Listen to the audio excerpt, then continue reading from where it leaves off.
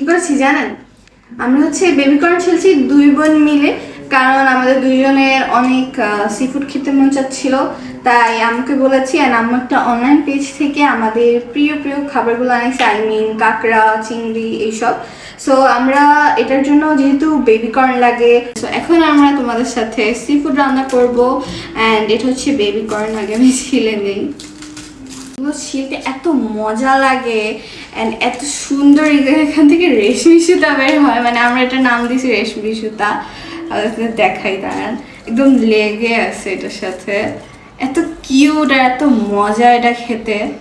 এই যে কিউট না, একদম ছোট্ট ছোট্ট বিচি।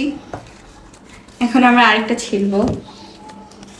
এই যে এইটা একটু বড় আছে, এটা দেখতে যত বড় হয় কিন্তু এর থেকে বের হয় কটুক জিনিস। খুব ফানি না? এত বড় জিনিস থেকে একটু একটা জিনিস বের হয়। তবে এটা বড় হয়ে গেলে আমি ভুট্টা খাই, সেটা হয়ে যায়। নো নো, এটা রান্না করবে তুমি, এগুলো দেখাও, এগুলো দিয়ে খেলো।